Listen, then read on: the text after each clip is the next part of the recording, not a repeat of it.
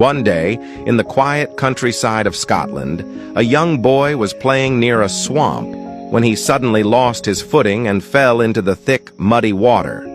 The more he struggled, the deeper he sank.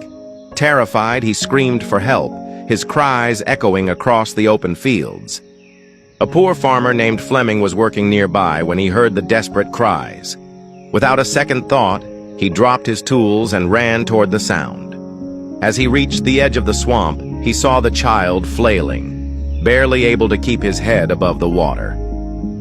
Thinking quickly, Fleming grabbed a long, sturdy branch, waded into the muddy ground, and stretched it toward the boy.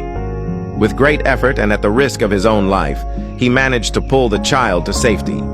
Exhausted but relieved, he helped the boy to his feet and sent him home. The next day, a luxurious car stopped in front of Fleming's modest hut.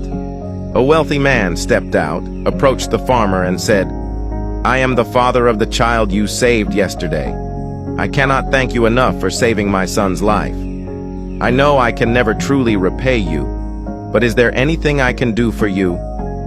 The farmer, touched by the man's gratitude, replied, "I appreciate your kindness, but I cannot accept money for something I did out of humanity."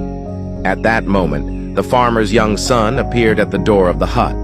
Seeing the boy and noticing the humble conditions in which the farmer lived, the wealthy man had an idea. He said, "If you won't accept money, then let me offer something else.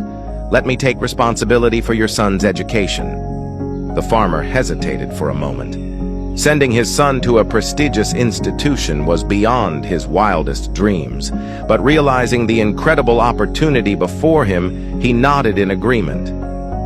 Thanks to the sponsorship, young Alexander Fleming was admitted to the finest schools, where he excelled in his studies.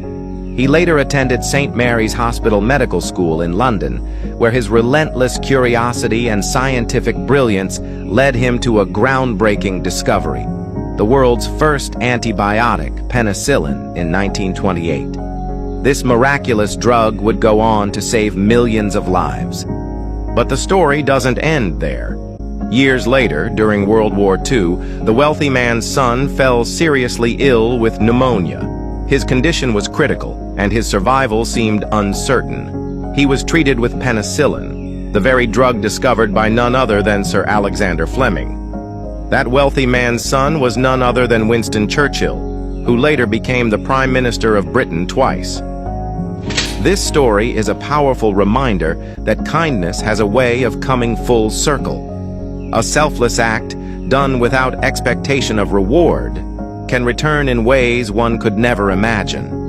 Do good for others, not for recognition, but because it is the right thing to do. One day that kindness may find its way back to you in the most extraordinary way. If you believe that good deeds always come back in some way, then comment, "Karma is real," and share this story with your friends. Stay blessed.